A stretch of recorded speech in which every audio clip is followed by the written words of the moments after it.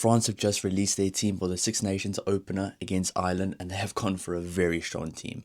Welcome back to the channel, guys. If you are new here, I'm SG Rugby, and if you do enjoy the content, please don't forget to subscribe to help the channel grow. We're trying to get to 1,000 as quick as possible, but let's get right into it. So France have gone for Jean-Baptiste Gros, Julien Machard, Dorian Aldegheri, Charles Olivon, Michael Gillard, Francois Cross, Oscar Jégu, Anthony Gelonge. At number 9, they've gone for and captain Antoine Dupont.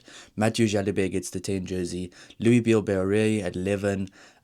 Theo Atesegbe at 14. Yoram Mofana at 12, Nicolas de Potere at 13, Thomas Ramos at 15, Pietro Mavaka at 16, Rodrigue Netti at 17, Régis Montan at 18, Hugo Aredao at 19, Emmanuel Miafu at 20, Lenny Nushi at 21, Baptiste Seren at 22, and Calvin Ogoje at 23. I hope the pronunciations were okay, guys. I think I'm getting a bit better, but let me know if I'm wrong in the comments down below, French fans. So, looking at that team, the same thing I said about the Ireland team is it seems that they're going for a few new faces, and that's very exciting to see. I mean, there's a lot of new faces there. If you look at the last few years, the squad they've normally gone for, which they went for quite consistently for their big games, this is a bit of a different looking team, but still a very good team. And by these selections, you can just tell that France are going to just try play straight through Ireland. They're going to try punch holes, play around the fringes. They've got some really mobile players in that France side, and I can't wait to see how they go. I mean, just looking at some of the players they got here, I mean, Julien Machard, very experienced player. Charles Olivon, a guy who's normally been playing flank for France, but now playing at lock, and he's a very mobile player. Francois Cross, a guy that the French fans absolutely love, and I know why. He's a very good player. Anthony Gelonge at number 8. We kind of called this decision earlier on in the week. We thought that he might be the number 8 alongside Antoine Dupont because they know how to play together. They know each other very well. They have a lot of cohesion from club rugby at Toulouse. So it just makes sense to keep that 8-9 combination. People that they're familiar with, people that they know. Francois Cross also playing for Toulouse. So there's a lot of good Toulouse players. There's a lot of combinations that work out here. But I'm looking at the wings, Louis Bielbarré and Theo Atesogbe. Those are two world-class youngsters, two guys that I'm really excited to see. They're going to be going up against some very good Irish wings. I mean, Jacob Stockdale, a phenomenal player. I'm glad to see him back. But it's going to be interesting to see how the French wings and the Ireland wings go against each other. That's going to be a very exciting matchup. I think there's going to be very key matchups in this game, but we'll go over that in our preview video coming up right after this. Thomas Ramos, a guy that you know what you're going to get out of him. One of the best kickers in the world right now. Probably, in my opinion, the best placed kicker in the world. It's just, he misses way less than he makes. When he misses a kick, you're almost shocked by it because he's such an accurate kicker, and I think he is a world-class player. But probably one of the most standout things here for the France side is Antoine Dupont and Mathieu Jalibert next to each other at 9 and 10. A very, very exciting combination, and I think this is a combination that's been talked about a lot now, and I think they've said it hasn't worked out. But the last time they played together in a big tournament, the World Cup, it honestly did work out quite well. I think the game they played against South Africa in 2023, those two as a combination really dominated, and I thought they played very well, and I think those two weren't the reason why France lost that game. I think South Africa just had a phenomenal game that day, but those two as a combination, probably one of the best 9-10 combinations in the world right now. It's going to be interesting to see if they can click together as a collective, if they do have that cohesion that they need to have. I mean, those are two very world-class players, and it's going to be interesting to see how they both play amongst each other. They are both, I wouldn't say they're individual players, but they do stand out individually for their clubs. They do extraordinary things individually, but can they now put that together and do that as a combination?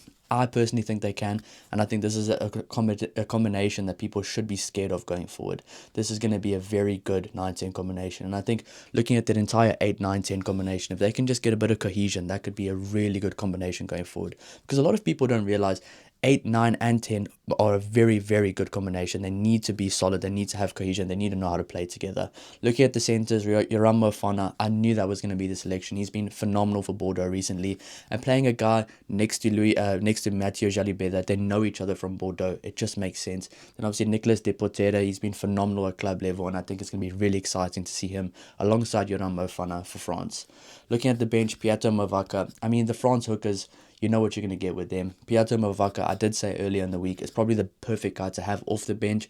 His style, he can play either in the starting lineup or off the bench, where I think Julien Machard is more of a starting player. He can get through 50, 60 minutes easily. He's a very good player. He can grind out the first 60 minutes. But Piato Mavaka, alongside Antoine Dupont, they're almost like a mini combination the way they play around the fringes. And I think that's going to be extremely exciting to see how they go. But it's going to also be exciting and very interesting to see how both the front rows go against each other. I mean, the starting front row from France, the bench front row from France versus the bench and the starting front row from Ireland. I mean, not the usual names you see from both, but I do think France has a bit more experience in theirs. So it's going to be interesting to see how France go without the likes of a Tide Furlong, without the likes of an Andrew Porter. Can they hold up against this France team that loves to scrum, that prides itself on the scrum? So that's going to be a very interesting part of the game there.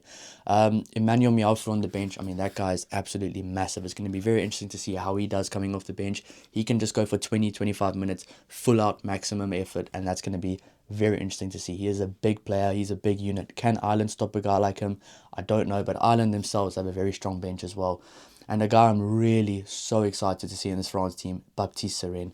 Baptiste Serrain, he deserves it. He's one of my favourite players of all time. A few years ago, he was talked about as the next great player for France. And obviously, Antoine Dupont showed up. But yeah, Baptiste Serrain is an absolutely phenomenal player, and I think he can be a game changer off the bench. He is one of those guys that could be starting for almost any other country. He can do things that a lot of other players can't. His kicking game is good. He's very good around the fringes, and I think if you were to put him on and take Antoine Dupont off, you don't lose that much at all, which just shows the depth that this France team has. So looking at the France team, it's a bit of a different team, a bit more inexperienced, but the same thing as Ireland. They've kind of put some more inexperienced players, slotted them in alongside the experienced guys to get more experience and not just chucked a whole young team in the deep end like they did in New Zealand last year, which obviously worked out well for them. Those guys got some valuable experience, but in a must-win game like this, the game you could treat as almost as a final if you think about it, because whoever wins this game will probably be the favourite going into the rest of the tournament. So there's some good youngsters here. There's some very good experienced players. I think the youngsters will thrive amongst these guys that they have the experienced guys. I mean, the likes of Julien Machard, Charles Olivon, Anthony Gelange, Antoine Dupont, Mathieu Jalibert, Louis Bielbarret, Yoram Mofana, Thomas Ramos. You can only play well. You can only gain valuable experience amongst those guys. So it's going to be very interesting to see what happens. I will be giving my predictions and my combined 23 in the preview video coming out right after this, guys. So stay tuned. We'll see you in the next one. Cheers.